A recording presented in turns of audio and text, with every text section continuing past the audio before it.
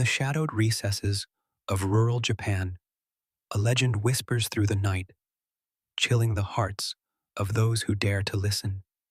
Hachishakusama, the 8 feet tall woman, is said to drift between the twisted trees and warped corridors of forgotten villages, her presence heralded by a deep, unnatural chant. Cloaked in white, with a face obscured by a wide-brimmed hat and hair as black as midnight, she is a specter that preys upon the innocent, her grotesque silhouette stretching impossibly into the gloom.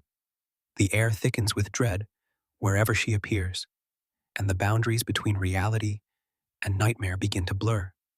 This is a tale where safety unravels, and the darkness hides more than shadows. Kana, just 8 years old, leaves behind the familiar sprawl of Tokyo for the remote village of Aya. The countryside stretches endlessly, tangled with wild grass and ancient trees, a world untouched by time. Her grandparents' house stands alone, its walls heavy with silence, surrounded by shadows that seem to breathe in the dusk. The air is thick with the scent of earth and something unspoken, as if the land itself is holding its secrets close. In this strange and isolated place, Kana's sense of wonder is tinged with unease, each step drawing her deeper into a landscape where reality blurs into nightmare. Left in the care of her grandparents, Kana roams the sprawling countryside, where tangled forests and twisted shrine gates seem to stretch on forever. Each step through the overgrown fields and shadowed corridors brings a fleeting sense of freedom, yet a chill lingers in the air, as if the land itself is watching. The warped silhouettes of ancient buildings loom in the distance, their forms bending in impossible ways.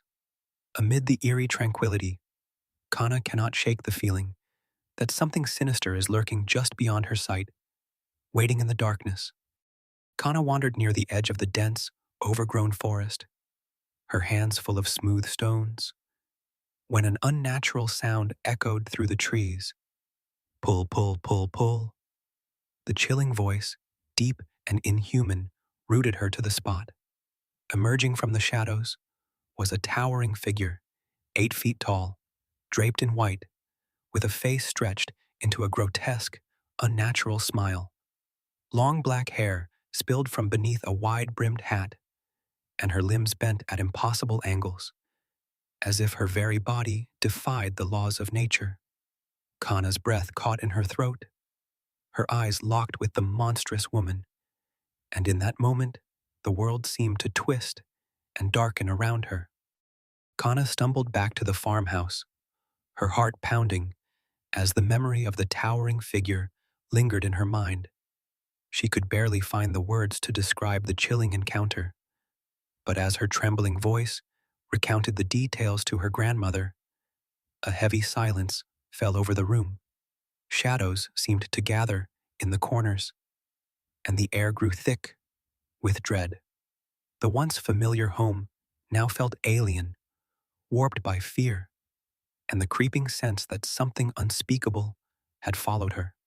In that moment, Kana realized she was no longer safe, and the true horror of Hachishakusama's presence began to take hold. Kana's grandmother's face twisted with terror as she listened, her hands trembling while she demanded every detail of the encounter. The air in the house thickened with dread, as if the shadows themselves pressed closer, listening. Whispers of the old legend clawed at the family's nerves, each word Kana spoke tightening the grip of fear around their hearts. Panic spread like a sickness, and the once safe home became a prison, haunted by the looming threat of Hachishakusama's return. Kana's grandfather spoke in a trembling voice, recounting the grim legend of Hachishakusama. He described how the 8-foot-tall woman had haunted their village for generations, her presence marked by the chilling chant that signaled her next victim. Local monks once tried to confine her within a cursed shrine, sealing the grounds with sacred statues, but their efforts proved futile. She escaped, and the disappearances resumed. As the shadows seemed to press in around her, Kana felt the weight of dread settle on her chest, realizing she was now marked by a terror that had claimed so many before her. The house itself seemed to groan under the burden of the legend, each corner hiding secrets that threatened to consume her. Trapped within the house's most secure room, Kana sits alone, the air thick with fear and the scent of salt. Every corner is watched by small bowls of pure salt, their presence a fragile barrier against the horrors lurking outside. The boarded windows let in only slivers of sickly light, casting warped shadows that twist and spiral across the walls. Beyond the room, cursed shrine gates seem to loom and shift, their forms bending reality and amplifying Kana's sense of dread. The oppressive silence is broken only by her own trembling breath, as the psychological torment coils tighter with each passing moment. Kana's grandmother, her voice trembling with urgency, insists that Kana must not leave the room for any reason. The promise of safety is fragile, hinging on her complete isolation until her parents return. Shadows stretch across the walls, swallowing corners in unnatural darkness, while the dim light flickers with every passing moment. The oppressive silence presses in, amplifying every creak and distant whisper, making the small room feel like a prison suspended between hope and terror. As night descends, the room becomes a prison of shadows and dread.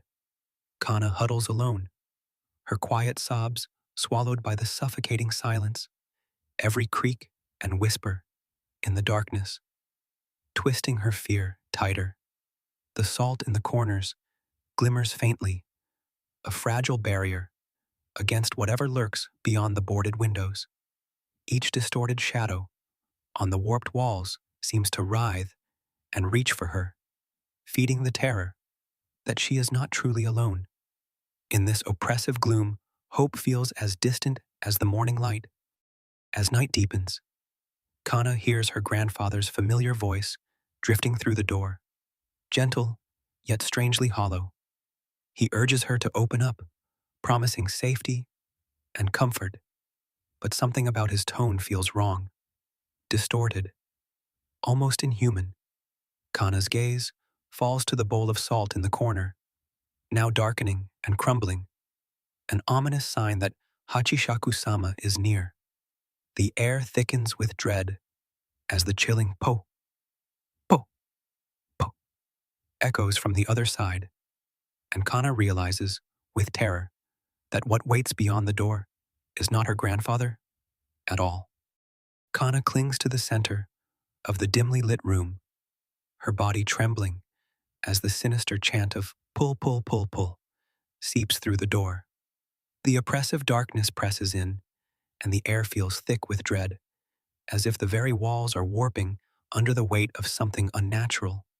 Each echoing syllable gnaws at her sanity, conjuring visions of the towering, distorted figure lurking just beyond reach.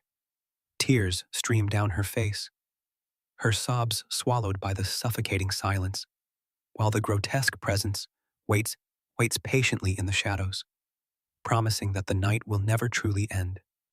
As the first pale light of morning crept across the countryside, Kana's parents finally returned, their faces drawn with worry. Without delay, they gathered her in their arms and hurried her away from Miyazaki, leaving the haunted memories behind. Relief washed over Kana, but it was shadowed by a deep, aching sorrow. She understood she could never set foot in her grandparents' home again. The warmth and freedom she once cherished there had been tainted by a terror that would haunt her for years to come. Back in Tokyo, Kana tries to keep her connection with her grandparents alive through distant conversations, yet the ache of separation never fades. The shadow of her encounter with Hachishakusama clings to her, a silent presence in her everyday life. When her grandfather passes away, The pain deepens. She is unable to return, unable to say goodbye, trapped by fear and regret. The horror she once escaped continues to haunt her, not just as a memory, but as a wound that refuses to heal. Years after her terrifying encounter, Kana's world is shaken once again by a phone call from her grandmother. The old woman's voice, frail yet insistent, confesses a terminal cancer diagnosis and pleads for Kana to return to Miyazaki for a final farewell. Instantly, memories of that cursed summer surge back, echoes of chilling whispers and the oppressive dread that haunted her childhood. The request is simple, but for Kana, the thought of crossing Miyazaki's threshold means confronting the darkness she barely escaped. The line between love and terror blurs as she wonders if the shadows of the past are truly gone or merely waiting for her return. Kana's heart pounds as she weighs her grandmother's reassurance against the terror etched into her memory. The promise of safety feels brittle, a thin veil over the darkness that once threatened to consume her. Suddenly, the familiar, guttural pull sound slithers through the silence, cold and unmistakable. The years melt away, and Kana is once again a frightened child, trapped in a room where shadows twist and the air is thick with dread. The past, it seems, is never truly gone. It waits, lurking just beyond the threshold of memory. Kana huddles in the dim corner, her breath shallow, as the shadows seem to twist and pulse around her. The memory of Hachishakusama's towering silhouette lingers, each detail etched into her mind like a curse she cannot escape. The room feels warped, its walls closing in with spiraling patterns that echo her terror. Every creak and whisper in the darkness feeds the sense that something unnatural is watching, waiting just beyond the thin barrier of safety. In this oppressive silence, Kana realizes that some horrors are never truly left behind. Urban legends like Hachishakusama linger in the mind long after the story ends, their chilling details seeping into the shadows of everyday life. These tales, whispered at bedtime or passed between friends, become more than mere entertainment. They shape the contours of our deepest fears. The grotesque figures and haunting voices described in such legends prey on our vulnerability, especially in the quiet hours of the night. Over time, the boundary between myth and reality blurs, leaving listeners haunted by the possibility that something unspeakable might be lurking just out of sight. Hachishakusama's chilling silhouette has become a recurring nightmare in Japanese horror media. Her unnaturally elongated frame and twisted features seared into the collective imagination. From the ink-black shadows of horror manga to the flickering screens of animated series, her presence is both grotesque and unforgettable. Video games, too, have drawn inspiration from her legend, conjuring towering figures that stalk the player through warped corridors and cursed landscapes. This enduring specter continues to unsettle audiences, blurring the line between folklore and modern terror. The legend of Hachishakusama endures as a chilling testament to the power of fear woven into the fabric of modern folklore. Her towering silhouette and haunting presence evoke an atmosphere thick with dread, where shadows seem to stretch and whisper. This tale taps into deep psychological terror, reminding us that some nightmares are born not from what we see, but from what we sense lurking just beyond the edge of light. In the world of dark Japanese horror, Hachishakusama stands as a relentless embodiment of the unknown, her story echoing in the minds of those who dare to remember.